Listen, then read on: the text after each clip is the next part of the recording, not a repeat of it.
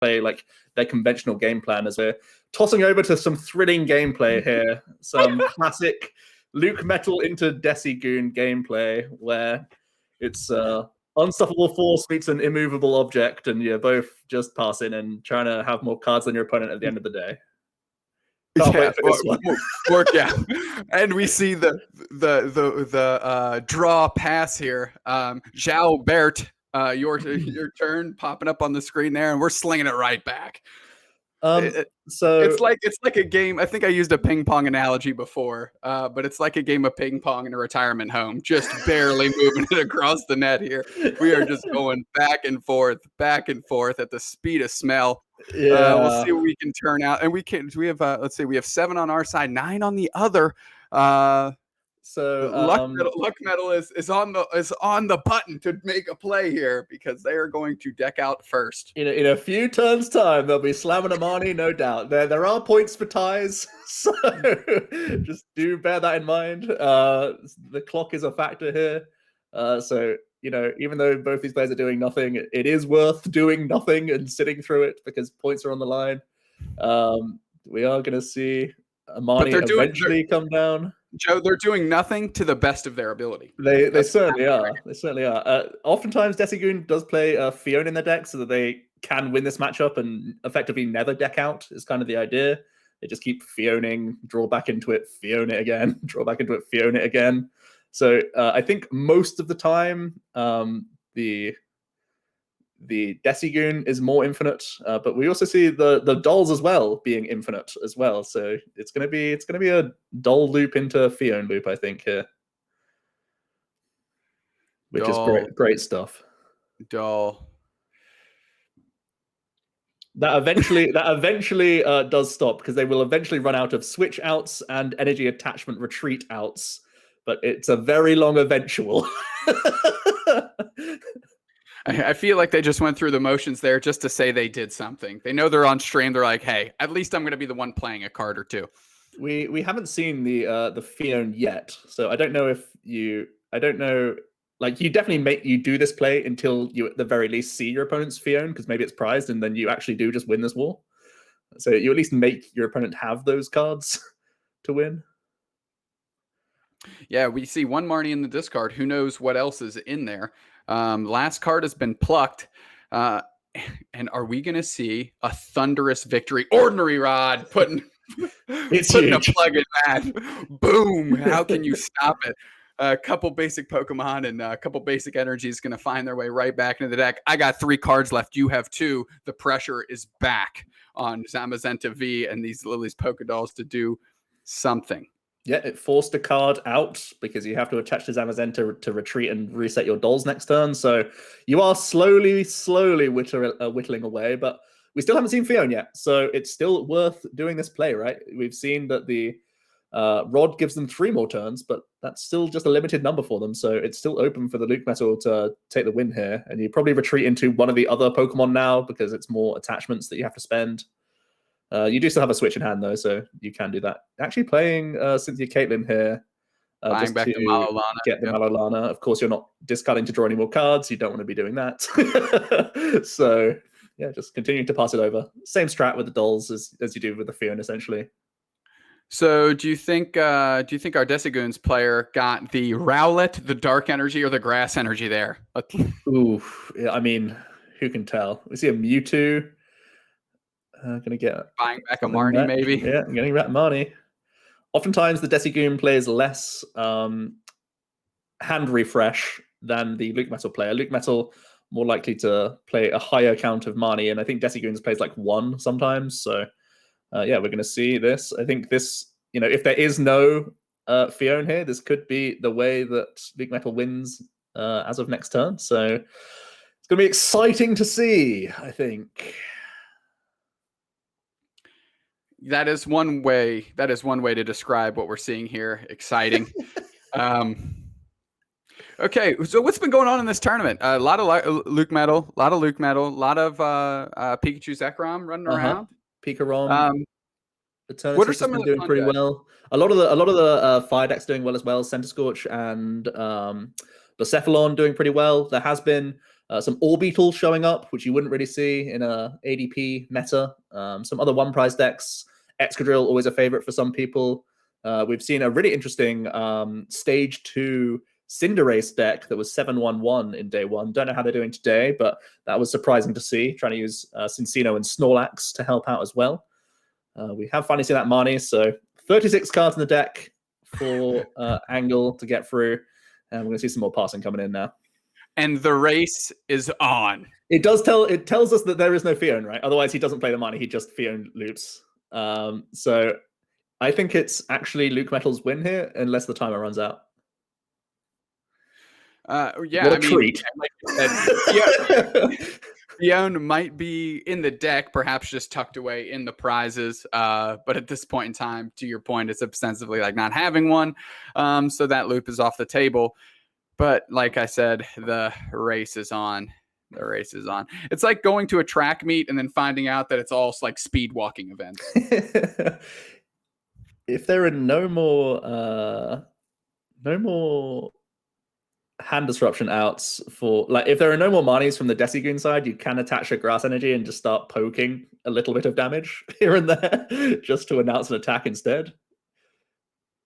Yeah, I mean, I don't think there's any radical downside to doing that. at least instigating some action here on this Sunday afternoon. Goggles would stop that though, so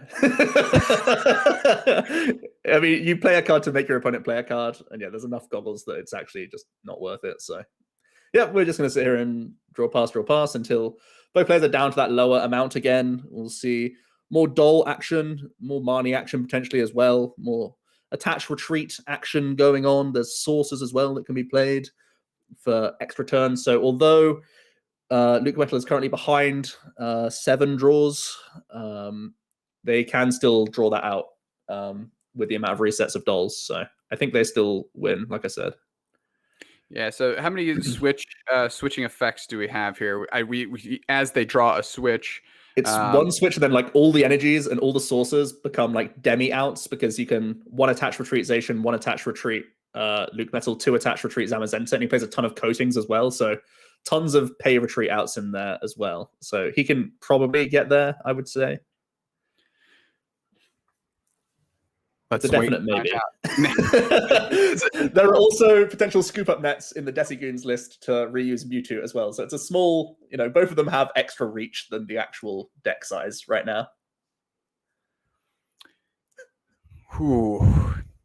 At least when it was you and I on the 1s and 2s when we were watching Sander click through his. At least he has to click stuff. Like at least he was like selecting cards. There's that second energy for the hard retreat. You love to see it. Dolls are back, baby. All right, another attachment to the Zama. Oh my goodness, he's gonna take the prize. It makes a lot of sense because then you turn off any scoop up net outs. So this attack actually makes sense. You spend a card to get a card back, and you deny scoop up net as additional recovery pieces from the opponent. It's actually a worthwhile prize. Great plays.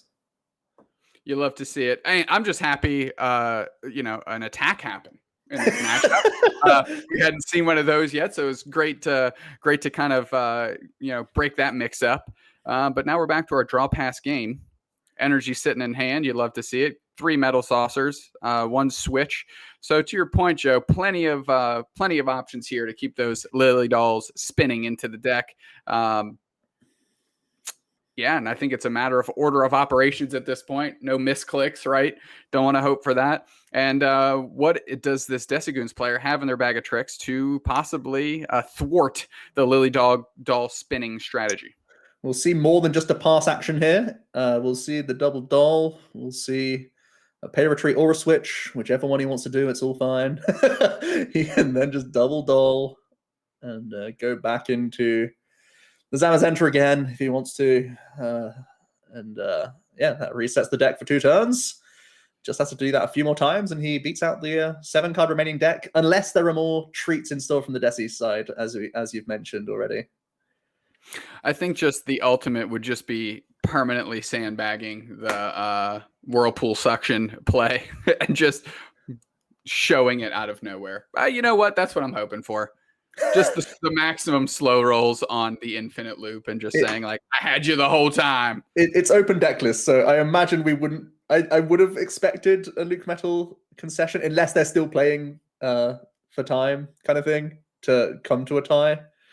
But yeah, I'm expecting this to probably the retreat now into the Zacian makes more sense. So you can, oh yeah, you still have your sources too. Yes, this is all true. You have a ton of ways to get these back. You can spend cards just to not draw and lose the game. But yeah, this is how you extend your deck, folks, with the Doll loop. Like we said, Fiona's usually there, but if you don't see it and they still have 6 prizes remaining, you have that chance. It's a 10%er, so may as well go for it. A doll off the top, who saw that coming, and the onus is it's just slowly being crushed onto our Decigoons player, who's feeling the pressure, as we see another wonderful doll loop out of our Luck Metal player here. Just going with the hard switch. Doesn't want to click through too much stuff this time around. Let's just see what you got. Just use the switch. Couple dolls back in. Zamazenta V going to jump back in the active here and pass. Decigoons off the top. Yeah, big plays indeed, my friend. Big plays indeed. Yeah. So if you were to be in this tournament, Joe, you're in day 2. What deck would you be on? Well, typically, in standard, I normally play ADP as my first deck of choice. So I'd probably have been playing Pikarom most likely instead.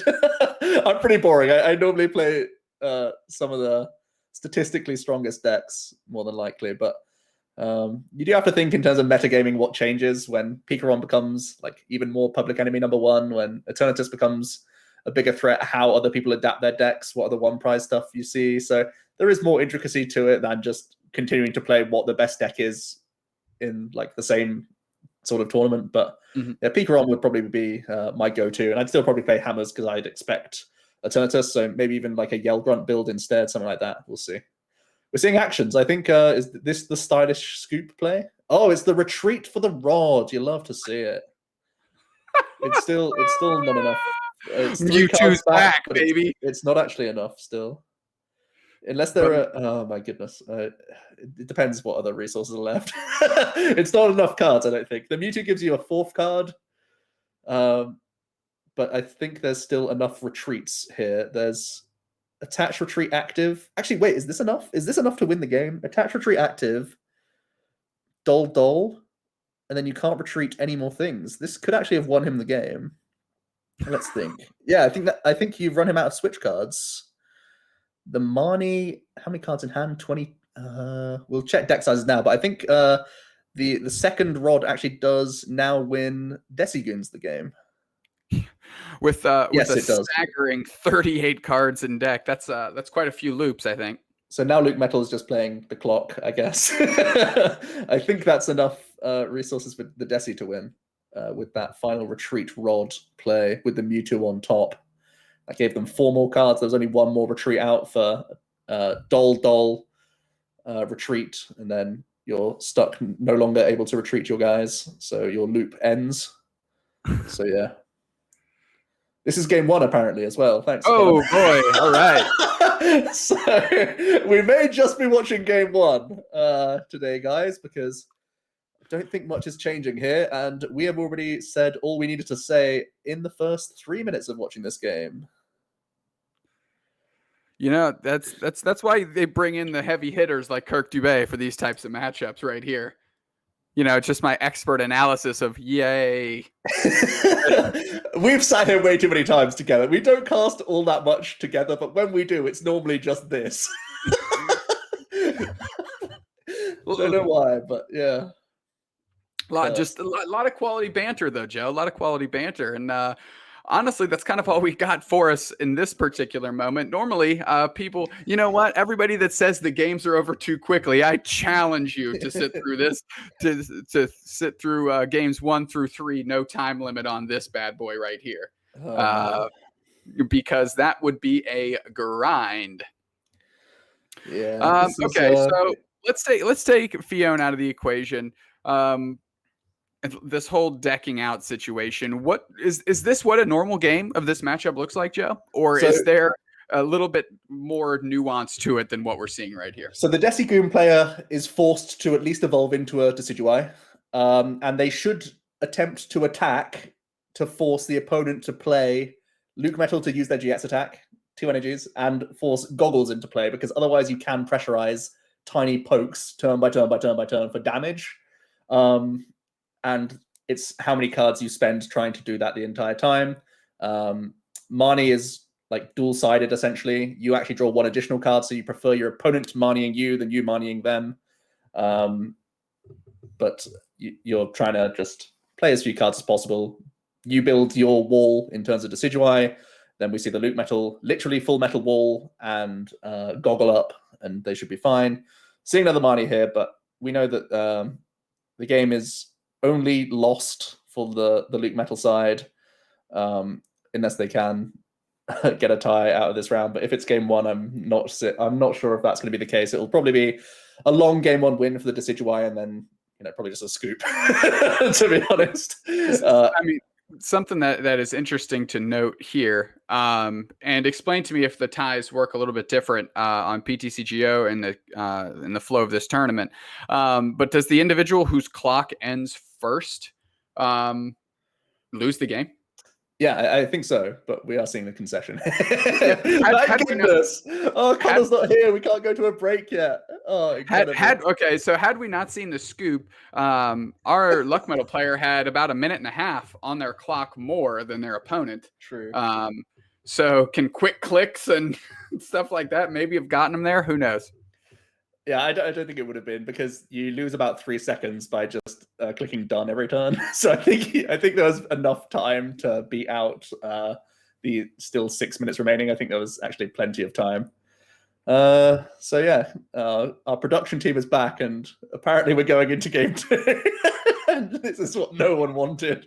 Can't wait. No, we're not. Okay, we're chill.